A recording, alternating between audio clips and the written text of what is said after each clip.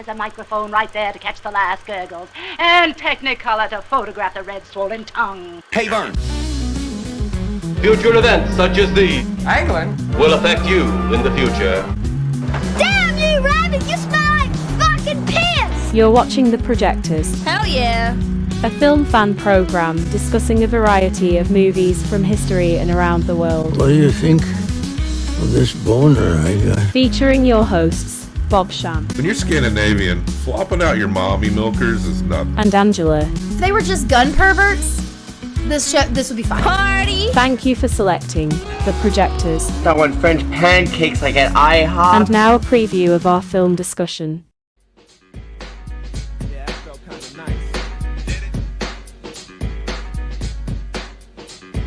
Acclaimed for his role in Boys in the Hood, Larry Fishburne is Officer Russell Stevens.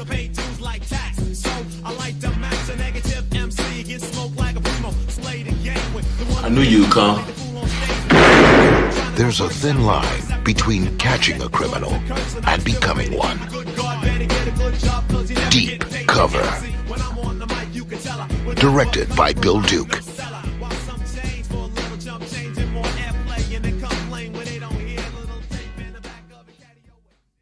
I talk about our rating system. It doesn't matter, right? I say that all the time because it doesn't. Right. It really matters what's in your heart. And I once asked if maybe we should get rid of it, and you were like, no, I don't want to. So for your sake, because of Angela, we'll always have that rating system. The reason why the rating system is so silly is because this is an example of a movie that will defy it.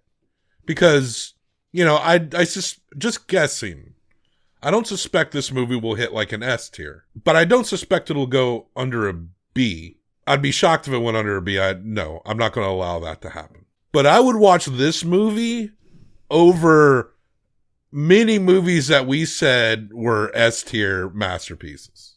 Okay. I would watch this movie several times probably over movies that we were like, these are just high-end works of art.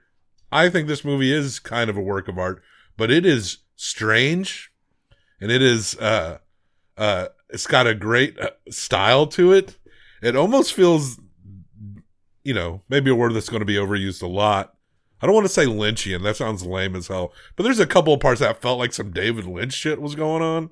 Well, we're talking about the film Deep Cover from 1992, directed by Bill Duke, a prolific actor. He's got some movies under his belt. This is for our theme, Body and Soul, so he is a black director. And our black lead is Lawrence Fishburne, and he's followed up with Jeff Goldblum, Charles Martin Smith, and Clarence Williams III, among others. Written by Michael Tolkien and Henry Bean, based upon a story by Michael Tolkien. Cinematography by Bohan Bazelli. This movie did double its budget. $8 million cost, made $16 million.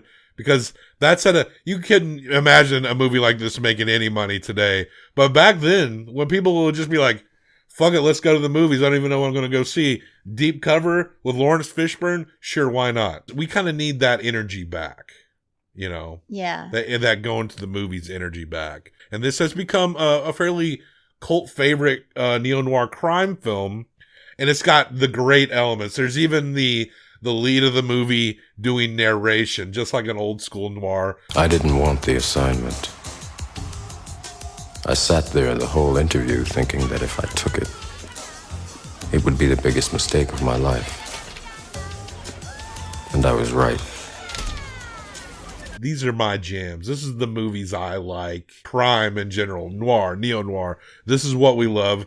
This, you can consider this almost a preview of our next neo-noir month that's coming this summer. I think they were utilizing the synthetic drugs that they invented for this movie.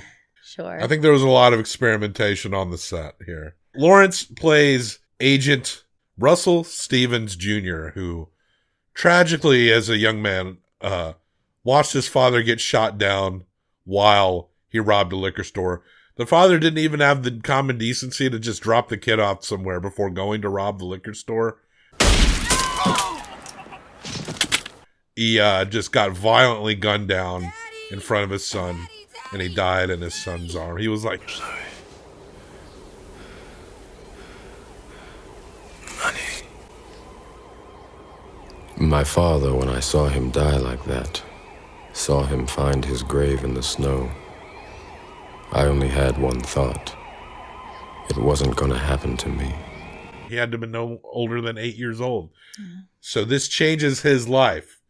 And this happens in Cincinnati, where things like that would happen. He is recruited as a regular beat police officer by Mr.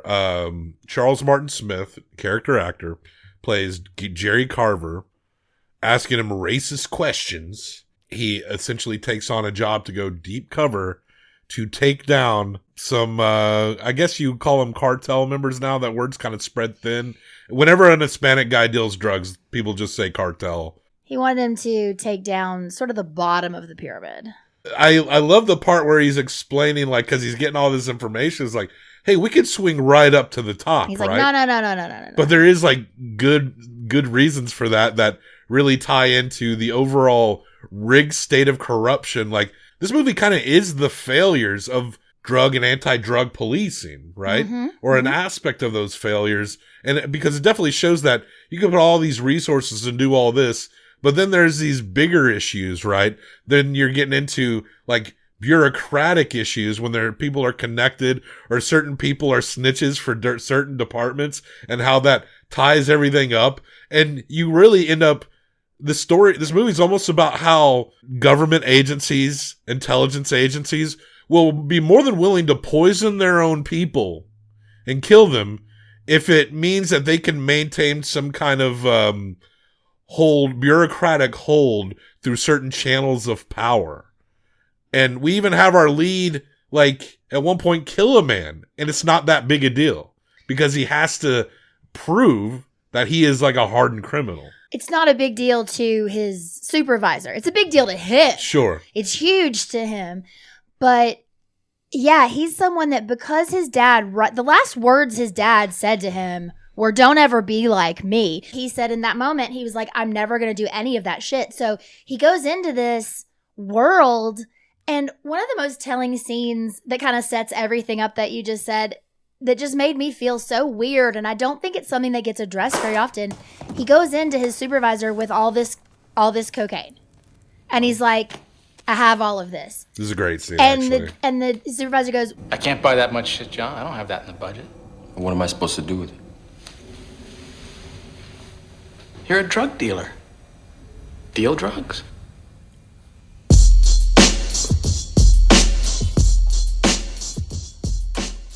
He does his job well in the beginning.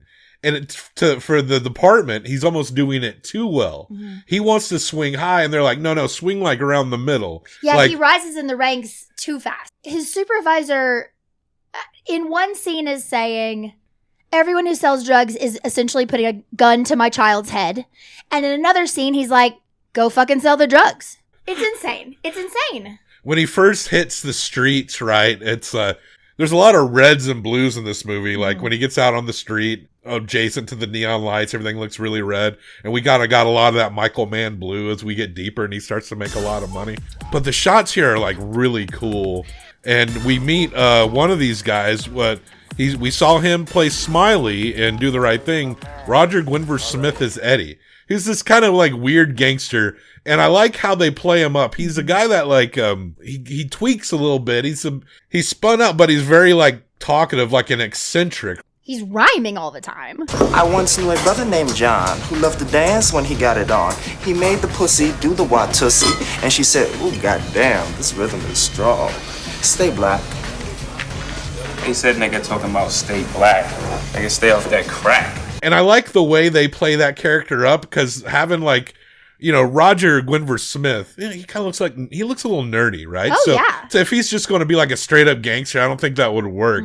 So they really embody that character, but he becomes like a sacrificial lamb essentially as an angle for Agent Russell Stevens, who essentially is working for the DEA now, to work his way into this Felix Barbosa gang. And can I talk about this fucking gang real quick? It is Felix Barbosa. He's a vaguely Latino dude. Finally, Felix Barbosa.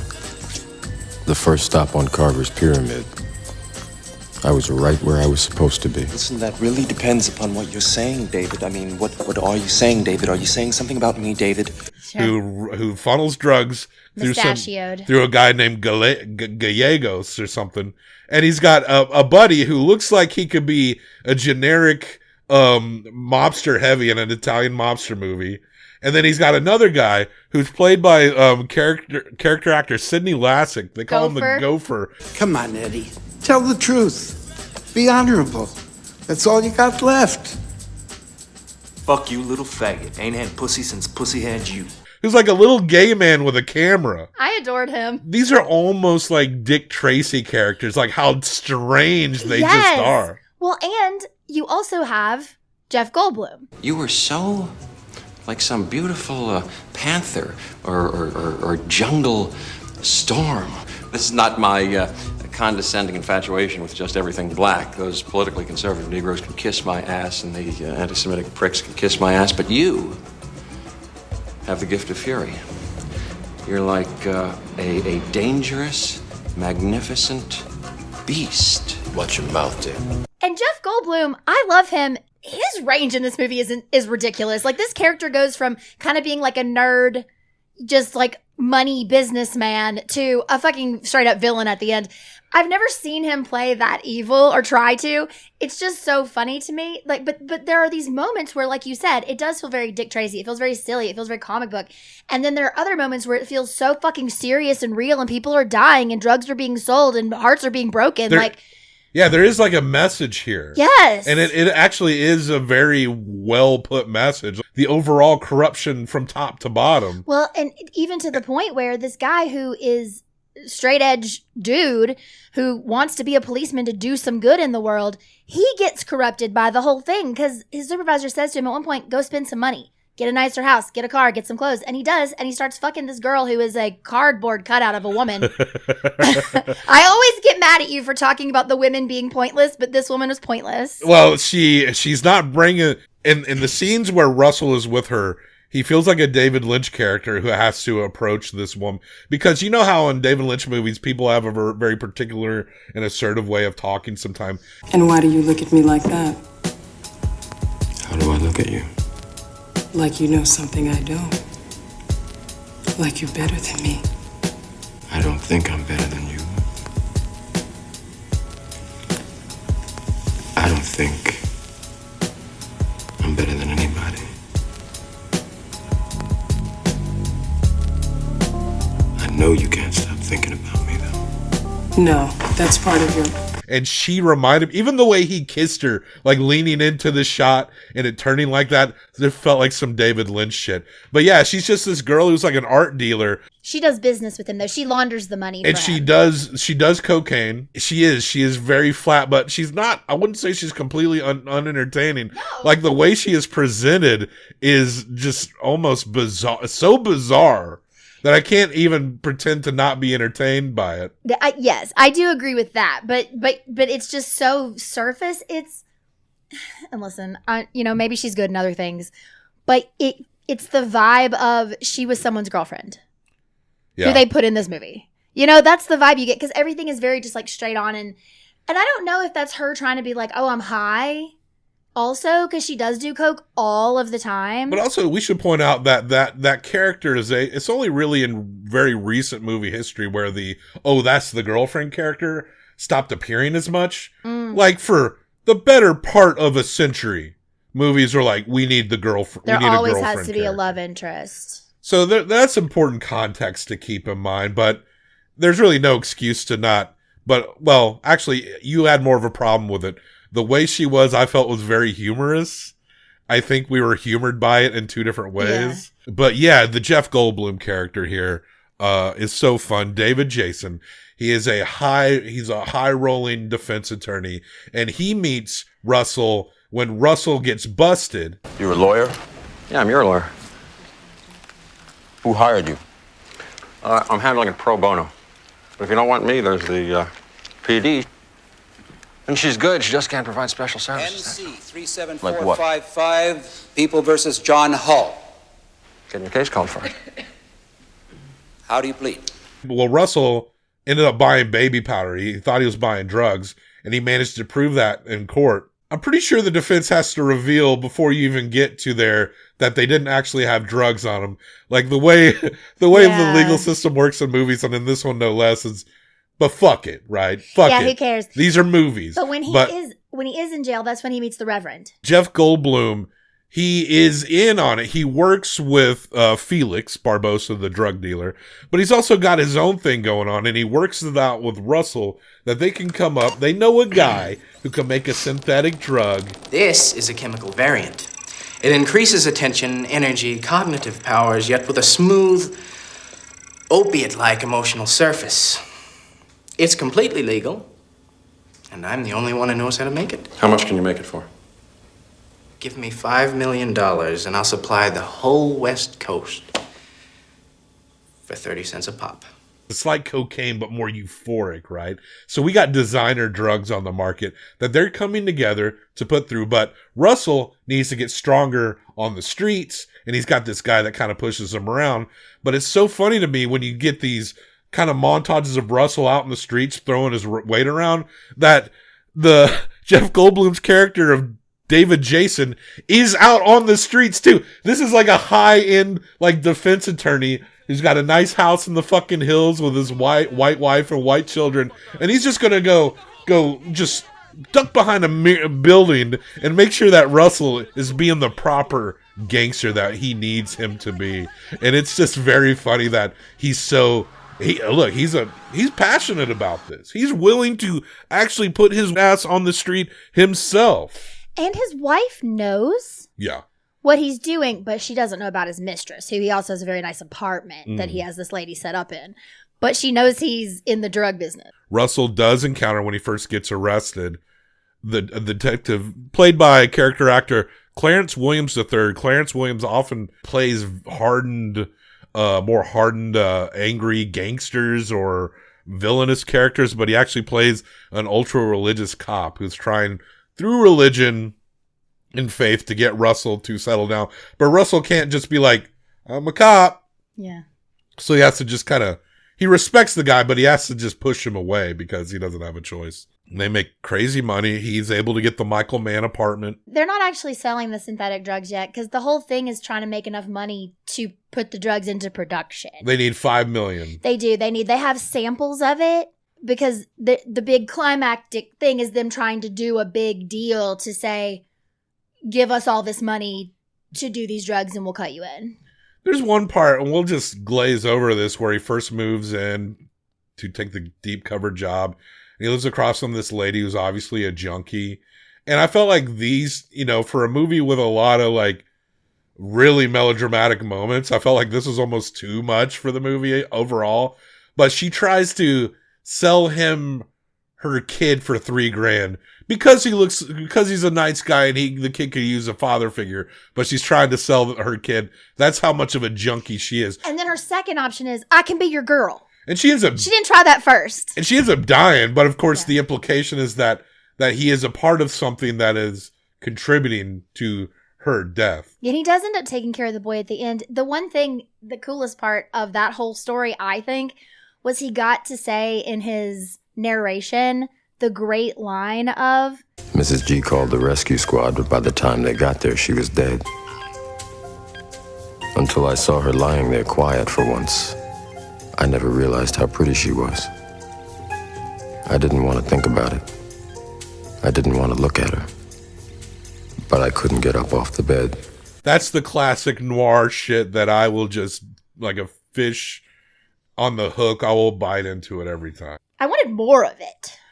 So Russell has to kill this rival dealer who he saw this dealer like shoot like a 13-year-old kid. He's a bad guy. Street corner kid. He also quotes the Terminator all the time. Yeah. Well, yeah. Hasta la vista. It was and then he says, I'll be back. It was the biggest movie the year before. You can't blame him.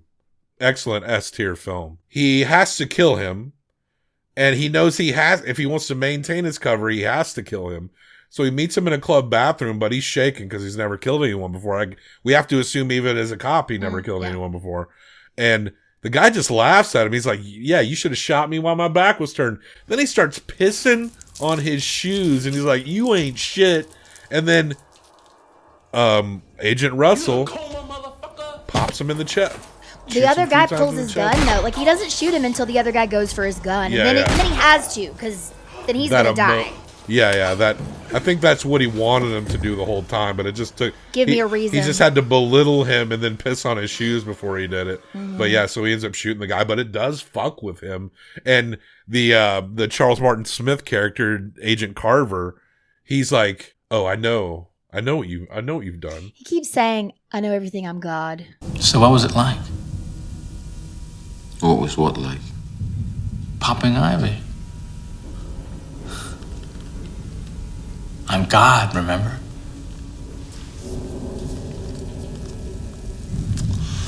Then you should know what it was like. There are some great lines. There really are. There really are. They want to try to make a deal with Felix so that they can connect to Gallegos, who is the bigwig here. He's like the Pablo Escobar guy. But they want to hook up with... I mean, Russell wants to do it so they can link into these big dealers, but Jason wants to do it, Jeff Goldblum, because they could expand their coming empire and get their synthetic drugs out. But his supervisor is like, no. Do not touch this guy.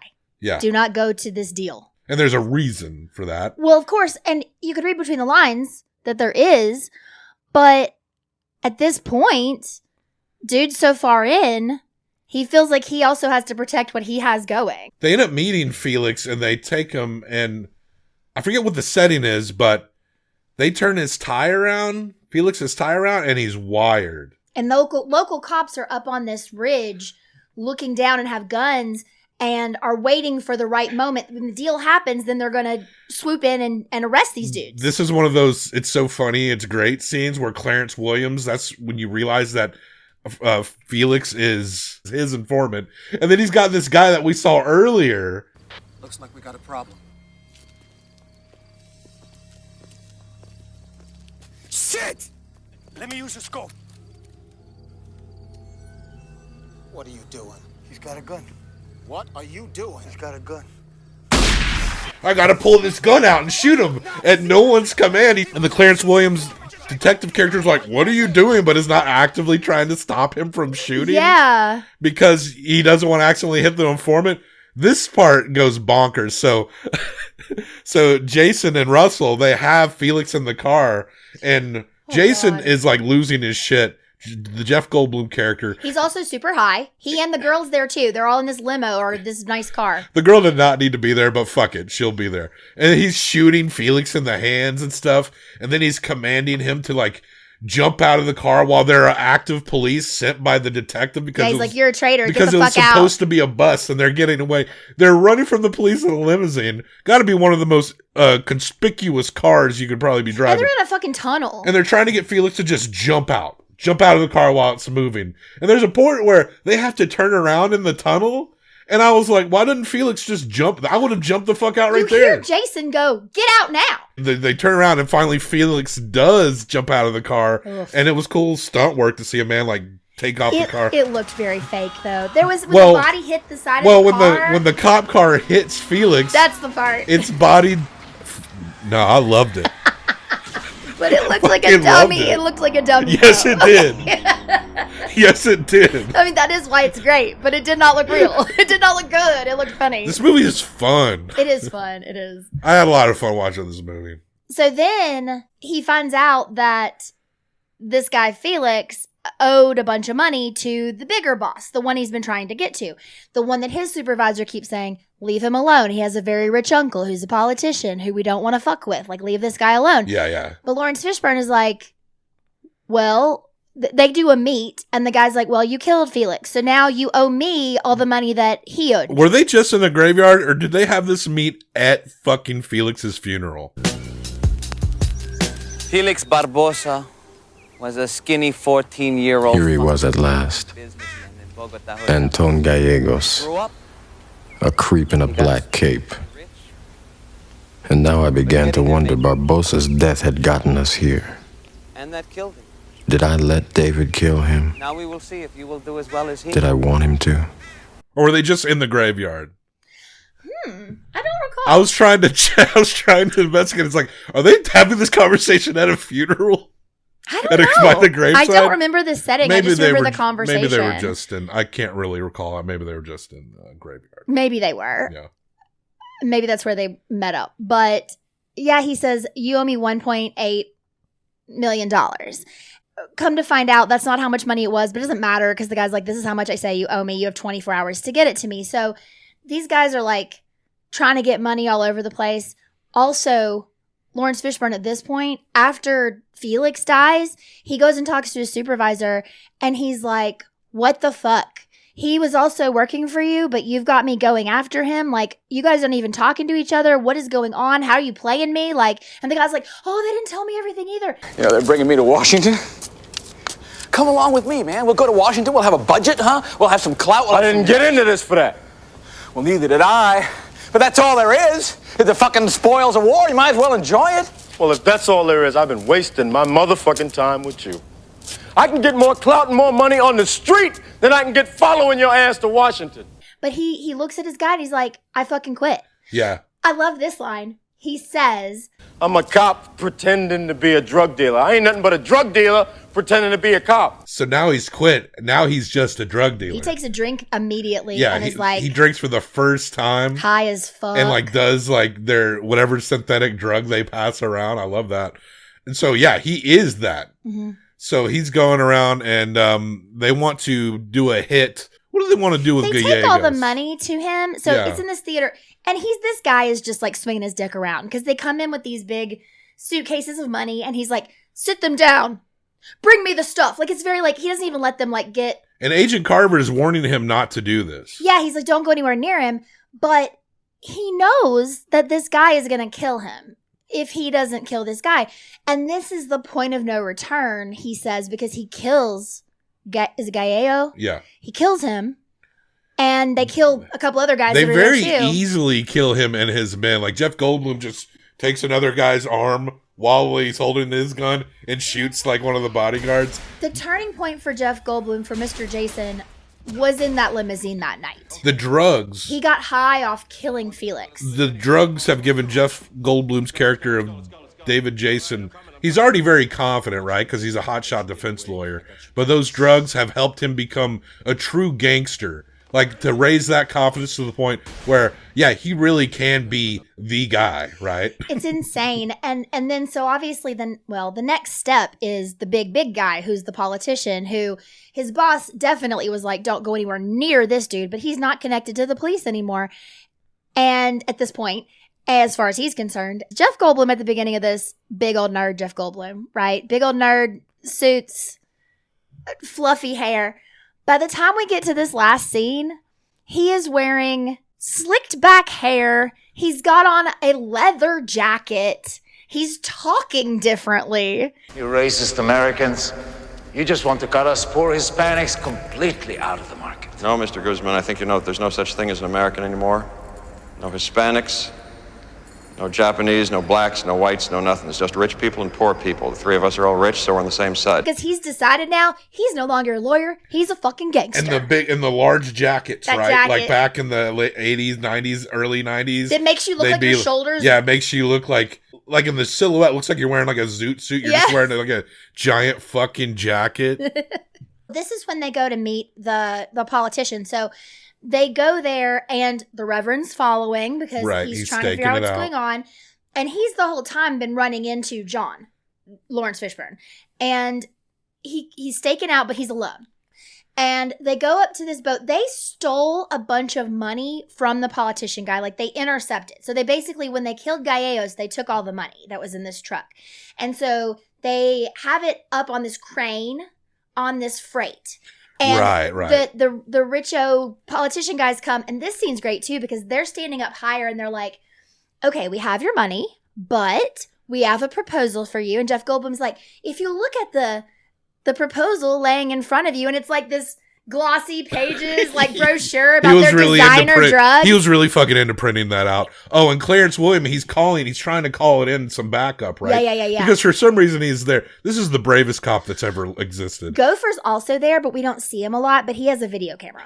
So Clarence Williams' character is calling it in, And they're like, you cannot touch this at all, this guy. You cannot, repeat, cannot delay him or arrest him in any way. Do you copy? Yeah. Will not arrest or delay. But I think there's drug money out there, and I can arrest and delay that. Now you get me back up, because I'm not letting it get away. You got it? I'm not letting it get away. I know I have the authority to seize drug money, and I'm going to do it against all of these armed people all There's by so myself. many armed people. And then they say, well, how do we know this is any good? And they say, well, there's a container of the drug there. His right-hand man snorts it and goes, buy it. That's like some movie crime shit you love. Yes. Buy it. Well, fucking Detective Taft, Clarence Williams III, he's like, hey, motherfuckers, you're all under arrest. He gets shot the fuck up. Yeah. So the thing's spread out, so everyone's freaking the fuck out. So Russell is sitting there with, well, his undercover name is John Hull. You said that earlier. And he's trying to save his life. And Jason is like, what are you doing? Well, and right before this, and you know, this is very obvious, it's how this is going to go, is that the Reverend is speaking to him and calling him son and saying, you don't have to do this. Like, it's not too late for you. You don't want to kill me. And he's not going to shoot him, but they're like, the politician guys are gone. They fucked out of there. But he's saying, like, you don't need to shoot me. You don't need to shoot me. And that's when Jeff Goldblum is the one that shoots the Reverend. And then John is so upset and he's like, why did you do this? And Russell tells him, I'm a cop. Jason's like, oh my God, like he's overwhelmed. But then he's like, forget this Judeo-Christian bullshit. The same people that taught us virtue are the very ones who have enslaved us, baby. We've had fun. And I know your dick gets hard for money, power, and women. And it doesn't matter that you're a cop, so let's get in the van. I know you've killed people. You've done drugs. You've sold drugs. Look, we can still run off. It's not like you're the only corrupt cop I've ever met in my life. Get in this van and we'll go. And he's like, he's staying there, and Jason gets up like he's going to walk away. It seemed weird that Jason wouldn't just kill him if he doesn't immediately go with him. Agree. But they end up having to pull on each other, and Jason catches one. this is how cold Jason is. John Hull is crying. Russell is crying, holding this man, telling him, like, you're going to be okay, you're going to be okay. Telling Jason, I'm not going to go with you. And Jason, with his gun, is like, this is what's standing between us? Is this it? Is this what's standing between us and greatness? Huh?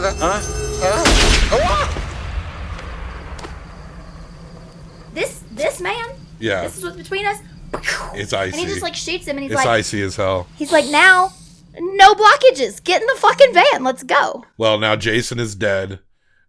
Justice in whatever form, well...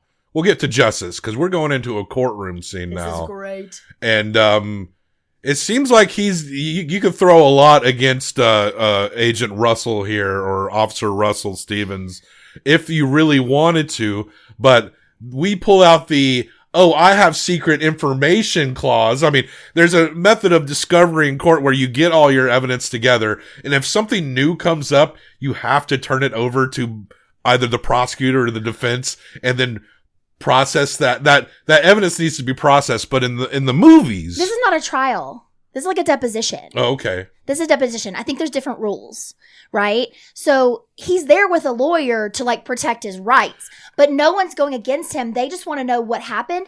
And they have his girl. He tried to put her on a plane out of the country, but they have his That's girl. who he's trying to protect. And they're right? like, in order to protect her, you have to say only good things about the supervisor and the Carver, whole program. and they you have do. to say the whole program, and he does. And he's like, okay, but my lawyer has to sign off on this, and I want it in writing exactly what you want me to do. And so he does everything he's supposed to do, and then he just simply goes, and now I have a video to show you. And the video is the politician snorting the designer drug. Hell yeah! What's funny here is that Agent Carver, even though he's been had his balls thoroughly licked and praised in the courtroom as he wanted, he is visibly like, what the fuck are you doing when you do this part? Because like, he was supposed to be protecting that man. Well, you wouldn't be like outwardly like, you got to play your cool and then make the threats behind the closed doors, but he just loses his shit and he's screaming, which just implicates that you're complicit in this whole thing.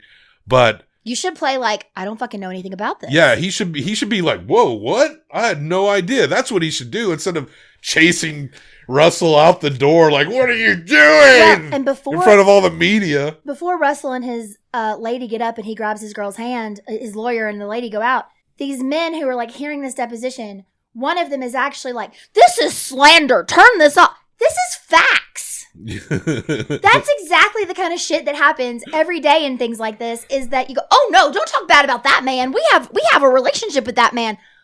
Fuck the relationship. He's doing something illegal and bad, but it's like, oh no, this can't be real. This can't be what you're saying it is. And that is the film Deep Cover, the crazy ass neo-noir as I like it. I think you're going to accuse me of being a little too hard on for it. I'm a 4. I love me some Deep Cover. He adopts a little boy at the end, and he took like $1 million, and he and his girl and this little boy are just going to go have a life, I guess. Man, you going to hook up with that girl? I mean, I guess he was no different, really. He loved her. But I'm going to give it a 3.5. That is a 7.5. It was really fun. And even the inconsistency part I was talking about kind of kept me on my toes. You couldn't take your eyes off It was this never movie. boring. Also, that's what movies should be all about at the end of the day. Deep Cover, Bill Dukes. There's so much crazy shit in this. I'm sure we missed it, but it's a B+ movie. I think it's probably more than an A, but Angela has to have her opinions as well. B is really good. And like I said, I would pick this movie over many S-tier movies. Guess what? The ratings don't matter, Bob. That's what I'm saying. It shares the rankings with movies like Dancer in the Dark, which is ranked way too high. No, it's not. Movies like Bad Santa, A New Leaf, Gun Crazy, Eyes Wide Shut, which I think maybe I'll bump that up to an A. Friday the 13th Part 2, it's at least as good as those, if not better. Come back on Wednesday for another stylized neo-noir, ultra-stylized. We're talking about the movie Belly by Hype Williams, starring Nas and DMX. All right, so we will be back with more of that. Bye. Hit this motherfucker, G. Nah, man, I can't fuck with it right now. Oh, man, I've been dealing with you for 3 motherfucking months. You ain't hit the pipe in front of me yet. So what you saying? I think you 5-0. 5-0? Man, I ain't no motherfucking cop. Well, hit this motherfucker then. Thank you for watching The Projectors. Click the subscribe button if you haven't already done so. We are available on YouTube and podcast. You can also support the show by liking, leaving comments, reviewing, sharing, and never questioning Bob when he claims that certain characters in movies are like autism. We love you. Goodbye. Tonight's the night I get in some shit. Yeah. Deep cover on the incognito tip.